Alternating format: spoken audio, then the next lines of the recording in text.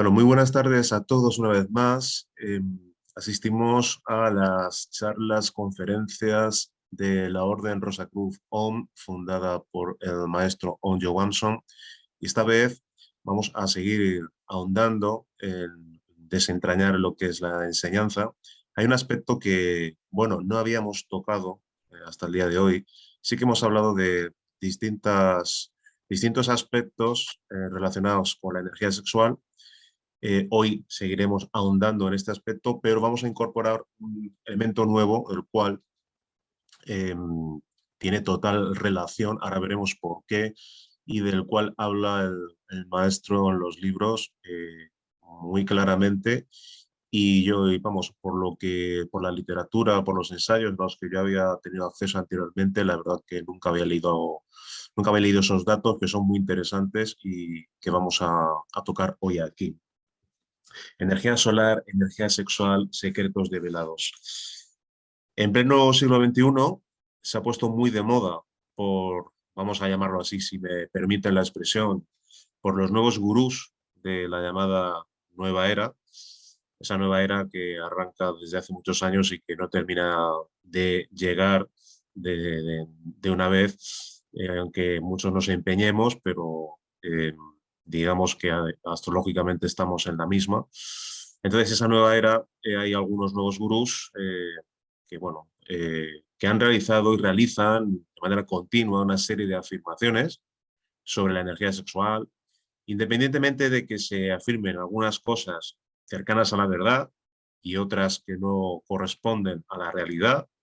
En términos generales, se sigue desconociendo la verdadera naturaleza y el potencial de la energía sexual, y más desconocido todavía, o más desconocida todavía, es la relación existente pues, entre la energía sexual y la energía solar. Bien, ahí tenemos unas maravillosas imágenes de lo que es el disco solar. Bien, el Sol, eh, esa estrella majestuosa que nos da luz, calor, vida, pues es todavía un gran desconocido. Su energía nos llega todos los días y nos da luz y sostiene la vida en el planeta Tierra. Por eso y por otras razones más profundas, los antiguos pues rendían culto al Sol y le saludaban como deidad. Eh, el investigador, el ensayista Max Müller se dedicó a demostrar que en todo momento y en todo el mundo podía encontrarse el mismo tipo de historias, las mismas tradiciones y mitos, y que la aparición y desaparición del Sol y su adoración como fuente de vida constituía la base de la mayoría de los sistemas mitológicos. Desde las épocas más primitivas, el hombre construyó su visión del mundo en torno al Sol.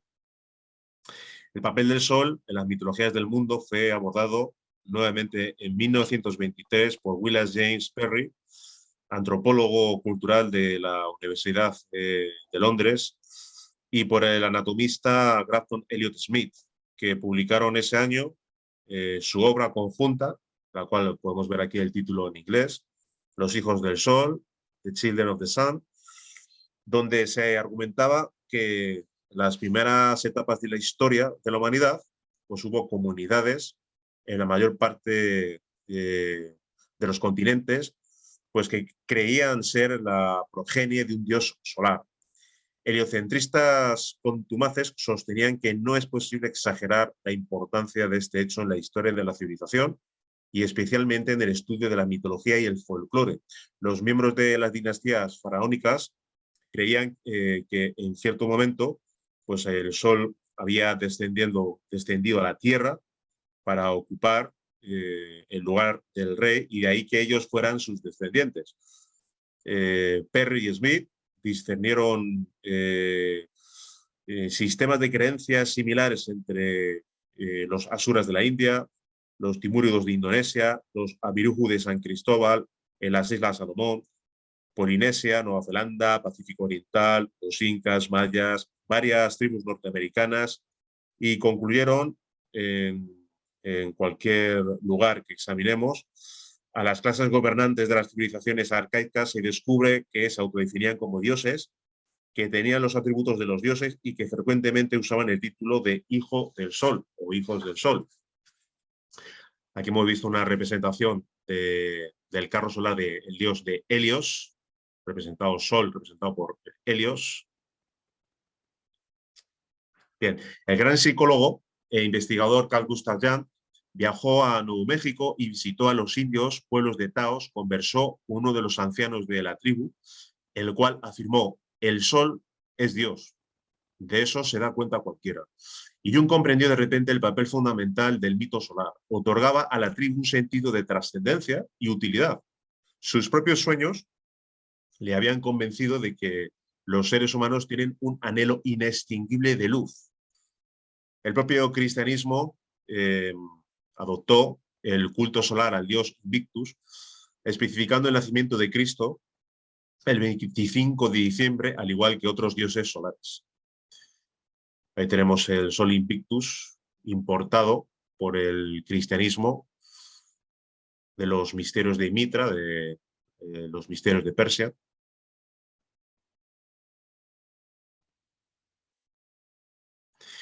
También en el terreno de las construcciones, las culturas presentan lugares emblemáticos donde se han realizado algún antiguo culto solar, templos orientados al sol, catedrales góticas en las cuales el sol realiza un recorrido circular simbolizando las etapas y colores de la gran obra alquímica, cuando la luz penetra en los vitrales tintados reflejando los colores magníficos, pues eso se interpreta, como interpretó en su libro El misterio de las catedrales Fulcanelli, como una llamada a develar el símbolo donde se reflejaba exactamente esos colores que algunos autores se especifican o especifican en los libros de alquimia: la albedo, la nigredo, la albedo y la rubedo,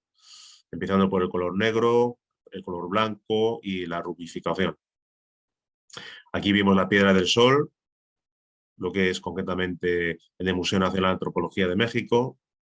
Aquí vemos esas catedrales, esos vitrales de los cuales nos habla el gran Fulcanelli, mencionado por el maestro Johansson en el libro Odas Alquímicas.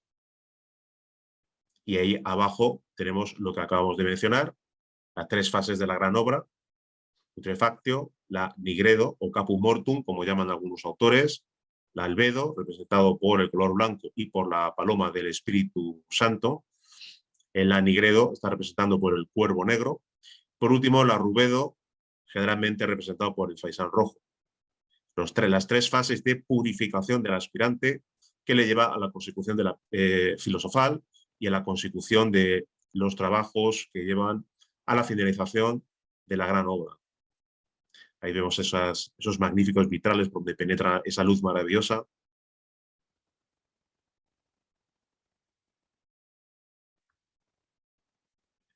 Ejemplos de algunas catedrales como Notre Dame, León, en España, etc. Esa maravillosa foto con ese disco solar, representando en algunos casos, según algunos autores, al mismísimo Shakramuladhara. Bien. Comentaba, atribuyendo a las catedrales esa simbología de la luz que se vincula con esas fases de la obra que acabamos de mencionar, simbolizando las etapas y colores de la gran obra. Y otros monumentos, otras construcciones como pirámides alineadas de este a oeste, como en Teotihuacán, templos solares en el Yucatán, Machu Picchu, Sacsayhuamán, Cuzco, o el mismo complejo de Tiahuanaco, como vemos en esta ocasión el Templo del Sol en Tiahuanaco, en Bolivia, el cual tuve el honor de poder visitar en un par de ocasiones, del cual dimos en su momento una charla, pero volveremos a ese tema más adelante. Y encontramos otros lugares emblemáticos, como hemos visto anteriormente, en Stonehenge, pirámides, templos egipcios, etc., ¿no? Bien. Entrando ya un poquito más profundamente en el terreno relacionado con la energía del sol que nos da vida, el maestro Johansson afirma que pues, un estudio minucioso de las diferentes clases de energía nos revela que la más poderosa de todas es la energía solar. La energía que a diario inunda de vida a los planetas de nuestro sistema solar viene del Sol. El Sol es quien nos da vida, calor, luz, energía. Si no existiera el Sol, la vida en este sistema sería imposible, pues toda vida viene del Sol. Nada hay en el cosmos que posea vida sin la actividad de su respectivo Sol. En cuanto a la constitución septenaria del Sol, el Sol que a diario saludamos no es una gran masa de fuego, como cierto científico supone, afirma el maestro. El Sol es séptuple en su constitución. Lo que percibimos a diario no es más que una de sus múltiples manifestaciones. La energía contenida en el Sol es el sostén de los planetas, que junto a él realizan su travesía cósmica. Abriendo un pequeño paréntesis en lo de la constitución septenaria, bueno, en alguna ocasión hemos hablado de los 7 cuerpos del hombre, de las 7 dimensiones, de los 7 cosmos, ¿no? Y de que realmente cuando hablemos más adelante del tema relacionado con las dimensiones paralelas, la cuarta dimensión, etcétera, comprobaremos que el planeta Tierra, pues en realidad no solo constituye un planeta físico, sino que tiene otros aspectos dimensionales. Como dice el maestro en alguna intervención telefónica, el planeta Tierra realmente son 7 planetas. Pero bueno, cerremos el paréntesis y sigamos ahondando en lo que es la charla de hoy. Sol y vida humana. Bueno, el Sol tiene vida humana. En el planeta Sol viven las sagradas civilizaciones que han logrado realizar en sí mismos eso que es la voluntad del Padre y se han asimilado la maravillosa sustancia básica para la existencia de toda vida, la simiente divina, tan venerada concretamente en muchas culturas simbólicamente hablando y al cual se refieren los mismísimos alquimistas con la denominación de mercurio. Por eso muchos alquimistas en sus libros hablaban concretamente de que había que extraer el mercurio de la mina. Muchos autores interpretaron literalmente esta afirmación, obviamente simbólica, y se dedicaron realmente a buscar el mineral en bruto. Obviamente se estaban refiriendo a lo que es concretamente el esperma sagrado. Esa mina simplemente son nuestras propias gónadas porque la propia naturaleza de manera natural produce en la mina, simbólicamente hablando, esa simiente. Y ese mercurio en bruto, tal como lo llamaron concretamente algunos autores, realmente es nuestra simiente divina, la sustancia más valiosa de todo el cosmos, de todo el sistema solar, es que es la que nos permite realmente, al fin y al cabo, junto a la vivencia de otros valores que mencionaremos, la autorrealización del ser y llegar al despertar de la conciencia. Bien, la simiente divina, magnífica, maravillosa, ese oro líquido del cual hablan muchos alquimistas. En el Sol se encuentran los grandes Mahatmas y los más exaltados maestros e iniciados de pasados días cósmicos, dice el maestro, quienes vienen cumpliendo sus altas misiones específicas. En cuanto a lo que es esa maravillosa civilización divina, en el Sol nos le encontramos a la, tal como hemos dicho, civilización divina, la más excelsa de nuestro sistema solar. Todos y cada uno de aquellos cristificados habitantes del planeta Sol han encarnado en sí mismos eso que es la vida. Y son ellos, la vida encarnada en ellos mismos, y esa vida la transmiten a todos los planetas del sistema. El mismo planeta Sol es el organismo planetario de un gran ser, afirma el maestro. Bien, energía atómica y energía solar, ¿qué podemos decir? La energía viviente que dimana del Sol es una y 1000 veces más sutil y más poderosa que la energía atómica. En algunos apuntes del maestro Johansson ponía un ejemplo realmente magnífico que realmente al leer pues, esos apuntes, esas afirmaciones, realmente uno se queda maravillado y ojoplático. Pero venía a especificar que en el caso de que explotara una bomba atómica, tal como hemos visto en el pasado, en Hiroshima, Nagasaki, o los distintos ensayos que han hecho distintos gobiernos del mundo posteriormente, como el de los Estados Unidos, en determinados lugares del mundo, en los desiertos, si estallara una bomba atómica y afectara a una pareja que estuviera realizando prácticas de transmutación, generaría su cuerpo unas enzimas que harían frente a esa radiación atómica y no tendrían ningún problema en sobrevivir, y no solo en sobrevivir, sino en no ser afectados por esa energía.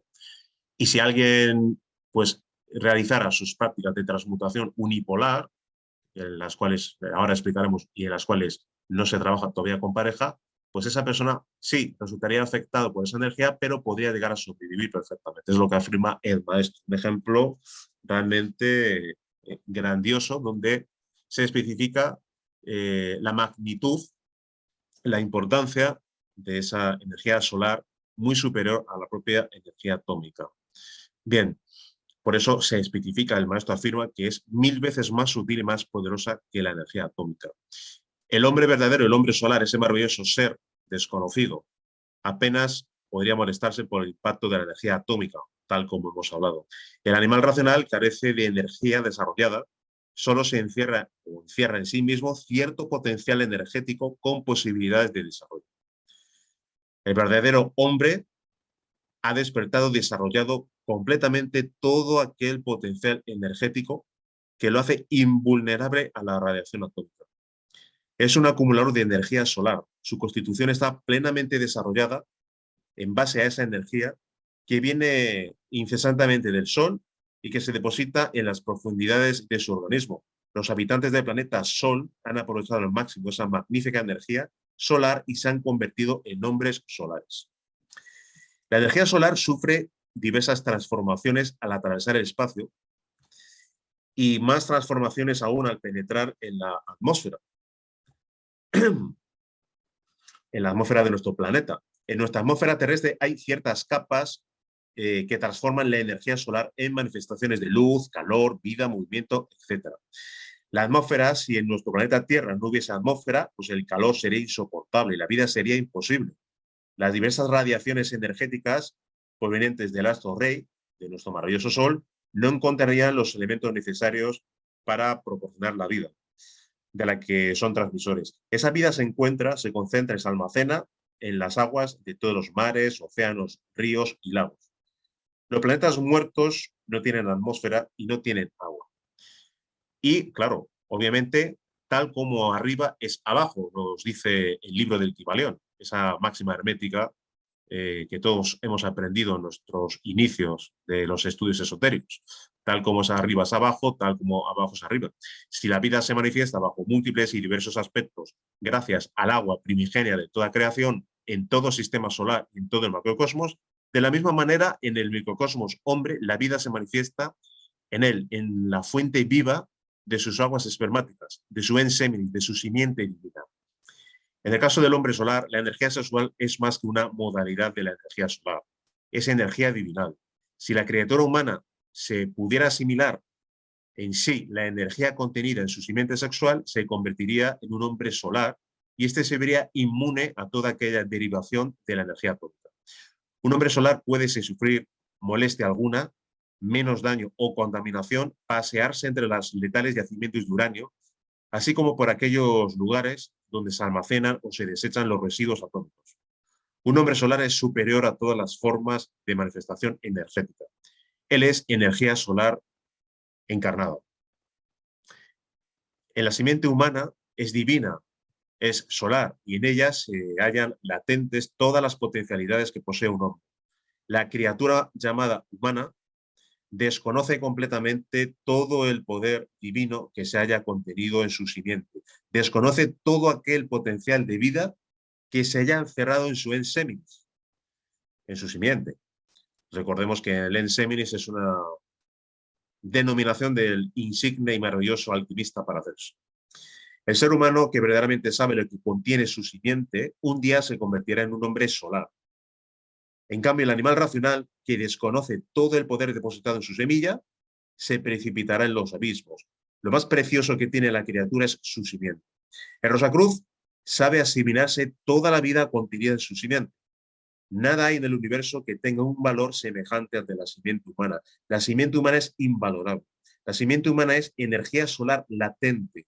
Simplemente basta saber cómo desarrollar todo el potencial energético contenido en el enseminis para transformarnos completamente. La energía sexual es vida y es gracias a esa energía contenida en nuestra simiente sexual que podemos elevarnos hasta las ígneas alturas del superhombre. Es el sexo donde se almacena esa energía solar.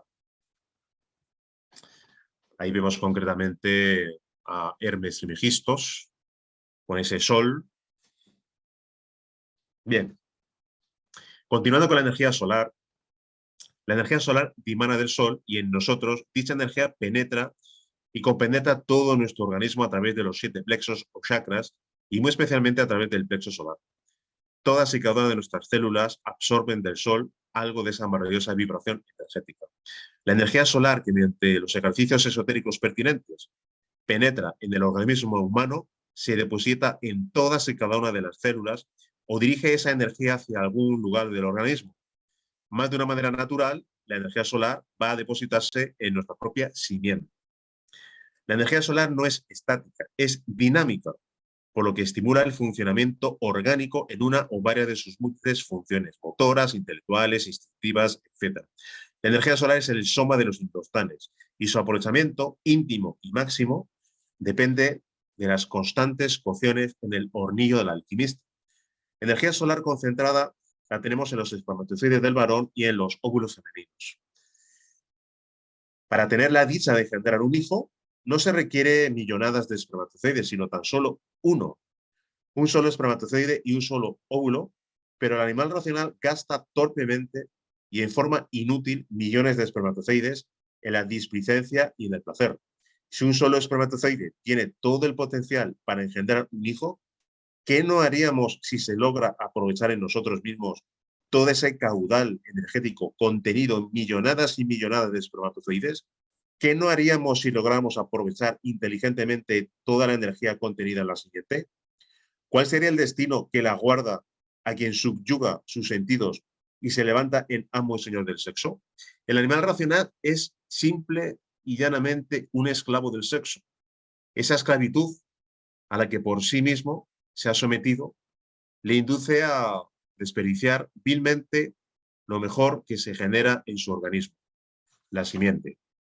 Nadie podría decir que ha planificado su familia conscientemente y nadie podría decir que sus hijos son el fruto de una fecundación y concepción sabiamente planificada, sino más bien, pues, simple y llanamente de un acto mecánico como es el de la fornicación, en el cual muchas veces hasta por una consecuencia no buscada se engendran hijos.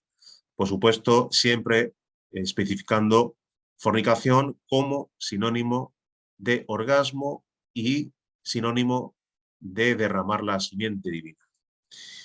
En cuanto a la educación sexual, bueno, la educación debe ser liberadora, dice el maestro Johansson, pero la actual educación sexual es esclavizadora, por excelencia.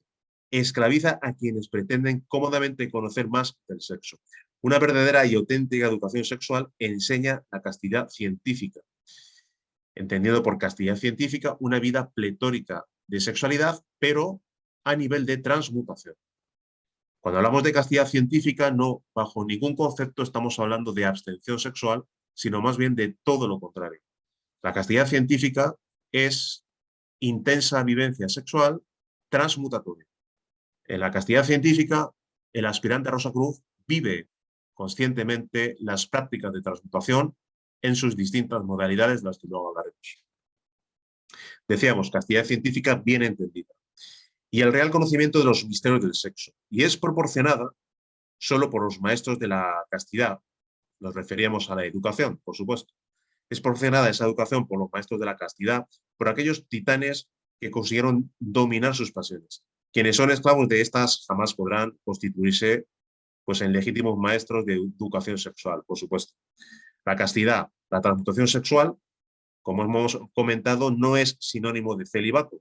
Implica plena actividad sexual, plena transmutación de la simiente. Es por eso que no se debe derramar la simiente y es por ello que existe ese principio divino que se denomina no fornicarás, ya que en la simiente humana existe una serie de potencialidades latentes que bien aprovechadas nos pueden llevar a despertar nuestra conciencia adormecida por la acción mecánica de la naturaleza y a realizar en nosotros mismos la gran obra de la alquimia esotérica. Pero ¿qué podemos decir respecto a lo que es la materia prima? Denominación que, de nuevo, nos encontramos en multitud de libros de alquimia la materia prima, o como llamaban algunos, la prima materia, tan buscada por algunos, y prácticamente algunos sucumbían a lo que es su búsqueda y no lograban develar realmente cuál era esa materia prima. Sin embargo, otros, por ley, podían encontrar un maestro, un iniciado, donde le comunicaba realmente por sus merecimientos a qué equivalía o a qué se referían los iniciados maestros, a los alquimistas, con esa denominación de materia prima. Obviamente se estaban refiriendo a lo que es la simiente divina. El enseminis es el habitáculo del fuego, es la materia prima de la gran obra que utiliza el alquimista en su laboratorio oratorio. Aquí vemos una representación de los nadis y la Pingala, que es por donde sube la energía sexual transmutada en las prácticas de transmutación hasta el cerebro y luego hasta el corazón.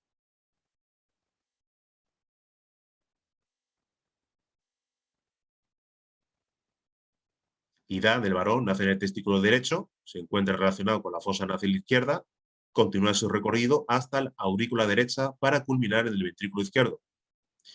Pingala nace del testículo izquierdo, se relaciona con la fosa anal derecha y continúa su recorrido en la aurícula izquierda para culminar en el ventrículo derecho. En la mujer este orden está invertido. Bien, habíamos mencionado al Laboratorium Oratorium, es otro de los grandes misterios de la alquimia, ¿verdad? Vemos ahí a la derecha esa representación iconográfica clásica de la Edad Media y al alquimista en su laboratorio, pero realmente eso simple y llanamente es una representación simbólica. Y realmente venimos repitiendo que el alquimista en su gabinete hermético realmente vive de pleno derecho lo que es la transmutación, el gran arcano, del cual hablaremos también un poquito más adelante, que es el tercer tipo de transmutación. Habíamos hablado de que el enseminis es el habitáculo del fuego, es la materia prima de la obra que utiliza el alquimista en su laboratorio oratorio, la única luz con la que podemos alumbrarnos, iluminarnos en el camino de la verdad y de la vida. Radica en el sexo, en la simiente, en el enseminis. Diríamos o definiríamos el concepto de fornicación como aquel acto voluntario o involuntario por el cual se llega a derramar el semen. Derramar el semen es sinónimo de fornicación. Es por eso que existen, como dice el maestro, determinados preceptos divinos, tal como hemos mencionado ahora mismo, mandato del Señor Jehová y el Buda, no fornicarás. Clave de esta cuestión es porque la simiente del hombre es realmente divina. Es la energía con la cual podemos llegar a Dios. Es la energía con la cual podemos cristalizar en nosotros todo aquel maravilloso báculo de Brahma o la vara de Aarón o la espada ígnea de Perseo con la cual disolvemos, reducimos a polvareda cósmica eso que es el ego. La legión de la que habla la Biblia, nuestros vicios, nuestros defectos, errores, pecados, virtudes, etc. Y ahí tenemos a nuestra divina madre del cosmos, nuestra divina madre Kundalini, nuestra espada Excalibur que despierta en nosotros previamente cuando hemos llegado al despertar de la consciencia y después de despertar consciencia, como consecuencia de la vivencia de los 5 valores de la Rosa Cruz y de la magia sexual del tercer tipo de transmutación, de lo que es el arcano solar, pues podemos llegar a despertar la divina madre en nosotros y ya con ese fuego podemos empezar a realizar el trabajo con el ego, con la eliminación de los yoes.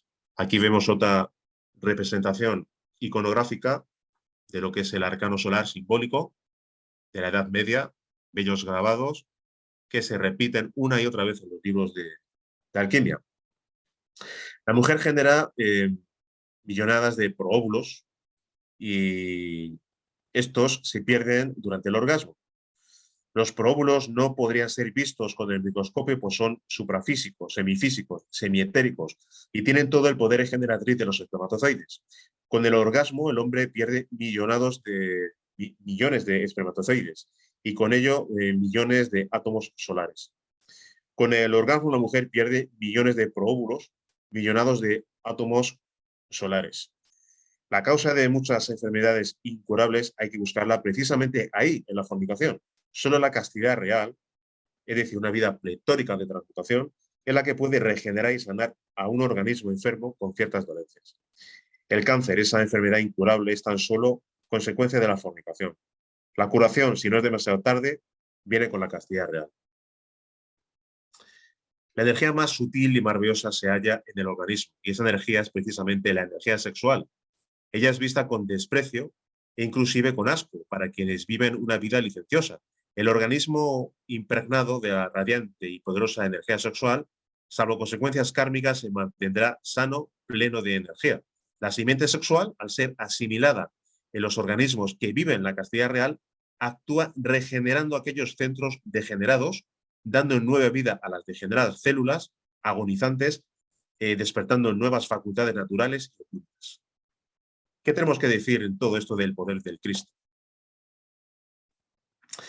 Todo el maravilloso poder solar contenido en la simiente humana es el poder del Cristo. Es el Cristo quien vive, palpita en cada átomo sexual. El Cristo no es un individuo, no es una persona. El Cristo es sustancia que se halla depositada en nuestras mismas glándulas sexuales. Todo átomo es un trío de materia, energía y consciencia. Y cada consciencia es triuna. Esa consciencia divinal, dice el maestro, contenida en nuestra simiente, es una emanación de eso que es Dios. Metafóricamente podemos afirmar que el Padre, el Hijo, el Espíritu Santo y la Divina Madre moran en la simiente humana. El agua de la vida es el habitáculo del fuego. El enseminis es el habitáculo, la morada del Cristo, de la Divina Madre. Como ya hemos comentado en Kundalini, pues es la energía sexual, la energía solar concentrada en la simiente, la única que puede despertar en la criatura humana toda aquella potencia encerrada en el hueso coxígeo y cuyo nombre es Kundalini. La bendita Madre Kundalini es la misma bendita Madre de Jesús el Cristo. Es María y la Inmaculada, siempre virgen. Ella se nutre con la energía sexual y es la madre de la energía sexual. Ella espera el instante supremo de ser despertada y poder levantarse victoriosa sobre la columna vertebral. Bien, pero para de alguna manera cristalizar todo esto en nosotros, obviamente, necesitamos unas herramientas. Una de ellas la hemos mencionado, que es la transmutación alquímica de energía sexual, que es uno de los valores de la Rosa Cruz. Esa transmutación obedece, obviamente, a lo que hemos dicho desde el principio de la conferencia. Nuestras propias aguas espermáticas, el agua para todo planeta, es la base de la vida, de la existencia. Esas aguas son vitales para crear vida. Y en nosotros nos van a ayudar precisamente a realizar un trabajo de regeneración que implica llegar al despertar de la conciencia y de creación de los cuerpos solares que son precisamente utilizados por el íntimo en su momento cuando están perfectamente configurados. Entonces es importante hablar del valor de la vida. En este caso el valor de la vida es la transmutación alquímica de energía sexual que tiene tres modalidades: unipolar, bipolar e integral. La transformación unipolar se refiere a las prácticas que realiza una persona que todavía no tiene su pareja, no puede practicar con el otro polo. Realiza sus prácticas que son auténticamente magníficas de visualización, de mantralización, con varios mantras. Generalmente se suele utilizar el mantra S, pero hay muchos más, el mantra Om, Aum, etc. La transmutación bipolar la realiza la pareja de aspirantes hombre y mujer, todavía sin contacto sexual, cogidos, por ejemplo, por las manos. Se hace exactamente ahí un contacto donde se establece una relación una relación bioelectromagnética, un intercambio magnético de energía.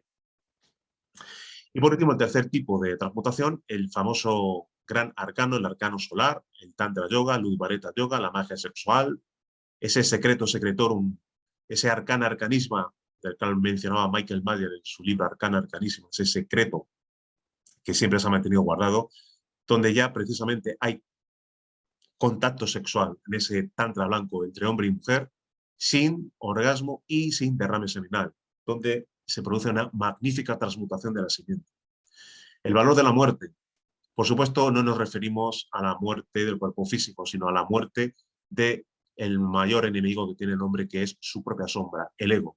Los distintos yoes que conforman nuestra psiquis, cada uno de esos yoes, aparte de tener aprisionada la conciencia, impiden que ésta se manifieste, impiden su despertar.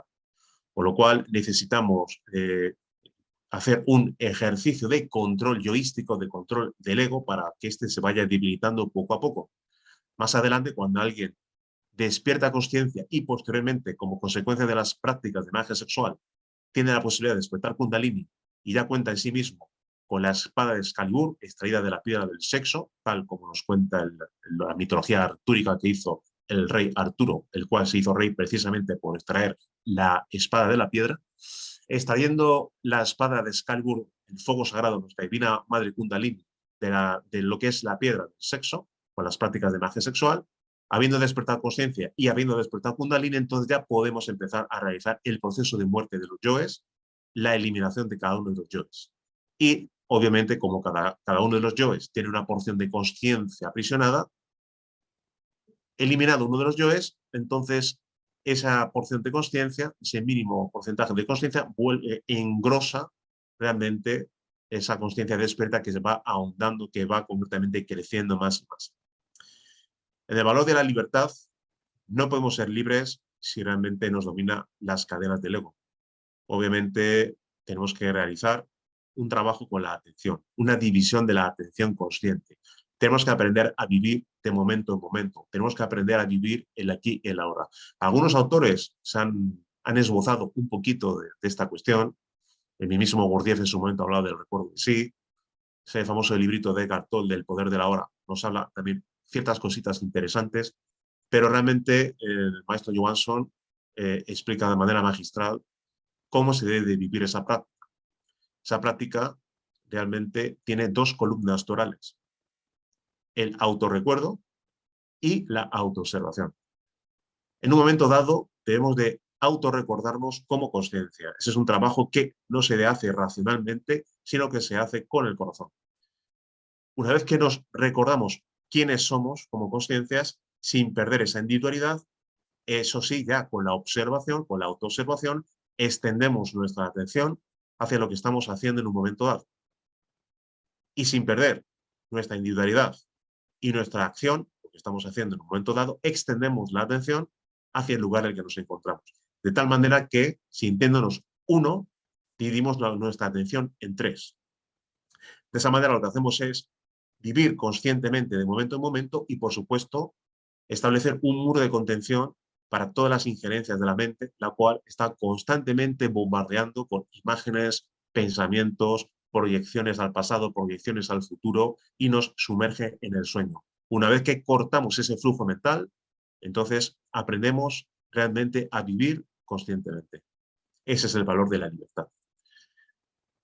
El valor del amor, obviamente, amar al prójimo más que a nosotros mismos, implica sacrificio por la humanidad.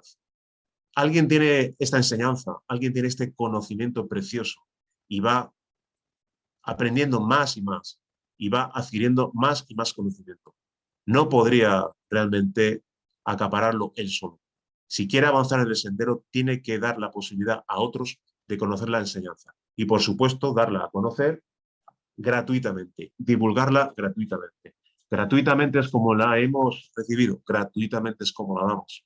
Y tenemos que dar a otros, con independencia de que acepten o no acepten la enseñanza, pero por lo menos darles esa posibilidad, ese amor, que es el oro de la enseñanza Rosacruz, de los 5 valores. Y por último, el valor de la sabiduría, hacer la voluntad del Padre. Obviamente, quien sabe hacer la voluntad del Padre, obviamente es aquel que ha despertado conciencia. Pero mientras nos permanecemos dormidos, tenemos que acudir al Padre en todo momento, para toda práctica, sin sentir al Padre y a nuestra Divina Madre cerca de nosotros, a nuestro lado, pedirles en todo momento para cualquier cosa que necesitemos y sentirles, sentir su presencia. Son 5 valores: vida, muerte, amor, libertad, sabiduría. No hay atajos. Ojalá los hubiera, pero lamentablemente esta enseñanza es la enseñanza de miles de años atrás, millones de años atrás. Y hoy de nuevo, pues tenemos la posibilidad de tener la oportunidad, se nos brinda la oportunidad, la magnífica oportunidad de vivirla y de poder llegar al despertar de la conciencia, poder llegar a nuestro Padre interno y realizar esa obra de los siglos, esa gran obra del cual hablan esos maravillosos maestros, de una manera u otra, en los libros de alquimia, en la mitología, en el arte gótico, en los grandes monumentos repartidos por todas las culturas de la humanidad. Muchas gracias a todos. Si alguien quiere hacer alguna pregunta y podemos contestar, pues estaremos encantados. Muchas gracias. Hay una consulta a través del chat. Dice, ¿quién es el anticristo? Si el Cristo está en la simiente, en la energía sexual, entonces, ¿dónde está el anticristo? Bueno, pues es una buena pregunta. Es una pregunta también bastante extensa. El maestro tiene algunos apuntes relacionados con el tema del anticristo.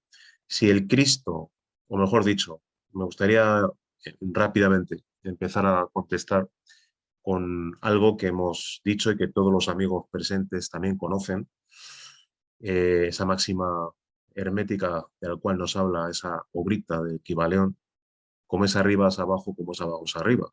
Si el Cristo tiene varias acepciones, hemos conocido un Jesús histórico, un Cristo histórico, que se manifiesta en un ser llamado Yeshua Ben Pandirá, Jesús el Cristo. Hemos conocido el concepto del Cristo cósmico, hemos conocido el concepto del Cristo en sustancia que mora en la simiente, de tal manera que un anticristo o el anticristo tendría que ser exactamente todo lo contrario a eso. Tendría que ser justamente, la respuesta se la podría dar si obtenemos los elementos contrarios a esa definición del Cristo. Ahí realmente está la respuesta. Con lo cual, ya de por sí, todo aquello que se opone a castidad, todo aquello que se opone a la luz, pues es un anticristo en sí mismo. Otra cosa distinta, que sería motivo incluso para otra charla, sería si realmente existe un anticristo particularizado en una persona. Pero si obtenemos, insisto, las mismas definiciones, dándoles la vuelta respecto al Cristo y el anticristo, tenemos entonces la perfecta definición de lo que puede ser un anticristo. Y todo lo que tenga que ver con yoes, todo lo que tenga que ver con sombras, todo lo que tenga que ver con fornicación, obviamente es totalmente anticrístico. Sobre el tema de una persona a nivel individual que se pueda denominar o se la pueda calificar como anticristo, bien, podemos hablar en otras charlas, posiblemente. Pero insisto, la pista realmente está ahí. Obtengamos la definición del Cristo y todo lo contrario a esa definición, entonces tendremos la respuesta de lo que es un anticristo. Gracias. Hay otra consulta a través del chat de Zoom que dice, ¿habrá seres vivos carentes de energía sexual? Bueno, tenemos un ejemplo, lamentándolo mucho, en ya algunas personas que han agotado su simiente, que aunque siga su organismo generando simiente, prácticamente les vemos tan debilitados que no se pueden tener en pie. Estoy refiriéndome pues, a algunas personas ya de edad. Energía sexual tienen, pero quizás ya no lo suficiente como para poder permitirles dar la vuelta a la situación, ¿no? Porque han llevado toda una vida de fornicación. ¿Qué ha pasado con esas personas? Han exprimido su simiente vital al máximo y se han desvitalizado totalmente. Siempre se dice que mientras hay vida hay esperanza, mientras hay energía hay esperanza. También es cierto que hay personas que, bueno, hoy en día una persona de 60, 70 años no tiene por qué considerarse mayor, conserva muchas facultades y se puede incluso empezar el trabajo de regeneración a edades muy elevadas. Sin embargo, observamos ejemplos muy extremos, los cuales, insisto, son personas que prácticamente pues, han llevado una vida extremadamente licenciosa, han agotado su simiente hasta el máximo y les observamos carentes de vida. Bueno, eso es el ejemplo mucho más cercano.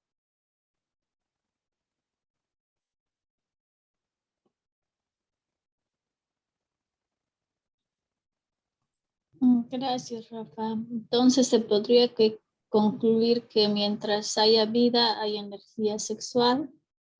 Sí, sí. De hecho, hay algún alquimista, algún comentario, vamos a decirlo así, apócrifo. Podríamos preguntar al maestro, pero yo creo que el tema apunta por ahí, que después de una búsqueda de años, después de una búsqueda muy amplia, pues empezó la obra ya a una edad avanzada. Y consiguió realizar el trabajo, consiguió realizar la gran obra. Si no se empieza a una edad extrema, pues el hecho de empezar a mediana edad o ya pues contando con una edad importante, si se mantiene lo que es la actividad boyante del individuo, tal como hemos descrito, de energía sexual, perfectamente se puede empezar el trabajo. Rafael, hay un comentario por WhatsApp